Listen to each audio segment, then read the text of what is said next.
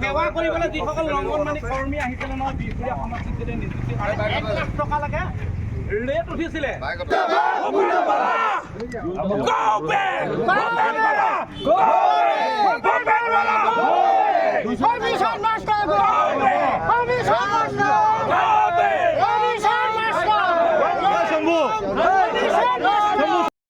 ধলপুৰত কি কৰিলে তাক প্ৰশ্ন কৰিছোঁ। মোৰ ঘৰ ধলপুৰত। মই বিহপুৰীয়া সমষ্টি এটা টাইমত যুৱ কংগ্ৰেছৰ প্ৰেচিডেণ্ট আছিলোঁ, সমষ্টি কমিটি। তেতিয়া হেমন্ত গগৈ প্ৰেচিডেণ্ট আছিলে, সদৌ অসমৰ তেতিয়া পীযুষ হাজৰিকা প্ৰেচিডেণ্ট আছিলে। আৰু তাৰ আগত মই আছিলোঁ NSUI প্ৰেচিডেণ্ট আছিলোঁ, ধলপুৰৰ যুৱ কংগ্ৰেছৰ প্ৰেচিডেণ্ট আছিলোঁ, ধলপুৰ মণ্ডল কংগ্ৰেছৰ জেনেৰেল ছেক্ৰেটাৰী, আৰু মই এতিয়া ব্লকৰ জেনেৰেল ছেক্ৰেটাৰী। এই যেতিয়া শাসনকালত সি এনেকুৱা চেপা দিছিলে কৰ্মী, মই এটা নাম ভূপেন বৰাই কওক, নাম নাজানো, আৰ্থিকভাৱে সি কিবা এটা সুযোগ সুবিধা দিলে। মই 3খন মটৰচাইকেল বয়বাদ কৰিলোঁ কংগ্ৰেছৰ যুৱ কংগ্ৰেছৰ নামত। আজিলৈকে মই এটা সুযোগ সুবিধা নাপালোঁ। আমাৰ কি ব্যক্তি স্বাৰ্থ নাই? আমাৰ কি আগুৱাই যাবলৈ মন নাই? আমাৰ কি ঘৰ বনাবলৈ, গাড়ী কিনিবলৈ, পৰিয়াল ভালকৈ পুহিবলৈ আমাৰ মন নাই? ভূপেন বৰাৰ কাৰণে নাপালা নেকি?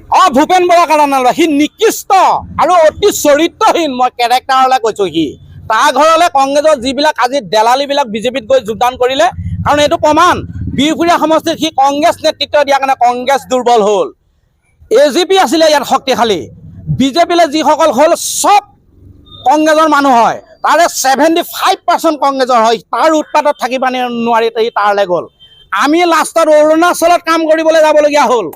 ইয়াৰ হিচাপ নিকাচ 80 টকা বিধানসভাত দিম, কিন্তু বিজেপি কৰ্মীৰ প্ৰতি আমাৰ আক্ষেপ নাই। গণতান্ত্ৰিকভাৱে তেখেতসকলে ৰাইজক ভোট বিচাৰিব, প্ৰচাৰ কৰিব, আমাক ক'বলগীয়া কিন্তু ভূপেন বৰা যিবিলাক বহিব ৰঙা নদী হওক বিহপুৰীয়া সমষ্টি জুই উঠাই দিম, জেললৈ যাবলৈ ৰেডি আছোঁ। ভূপেন বৰা, তই মোক ভালকৈ চিনি পাৰ, মোৰ নামটো কি, মই কেনেকুৱা ধৰণৰ কৰ্মী, তেজ পানী কৰি থৈছোঁ কংগ্ৰেছ দলৰ কাৰণে।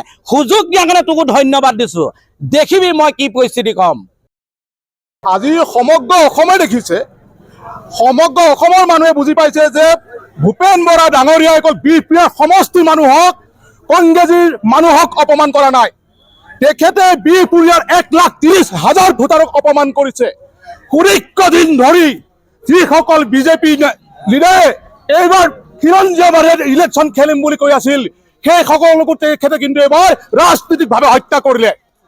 স্পষ্ট কথা, ভূপেন বৰা ডাঙৰীয়াই যোৱা 10 বছৰত এই যিখিনি কৰ্মীক তেওঁ ঘাট পাওৰা কৰিলে, তেওঁৰ ওপৰত এবাৰ প্ৰতিশোধ লোৱা হ'ব, স্পষ্ট কথা।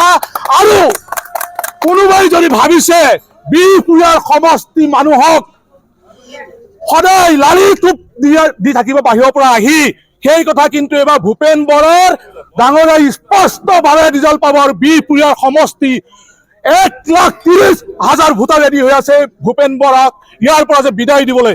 এইবাৰ যুদ্ধ ভূপেন বৰা কংগ্ৰেছ আৰু বিজেপি নহয়, এইবাৰ যুদ্ধ হ'ব বিহপুৰীয়া, খিলঞ্জীয়া আৰু বহিৰাগতৰ মাজত। এইবাৰ পঞ্চায়ত ইলেকশ্যন হ'ব। জয়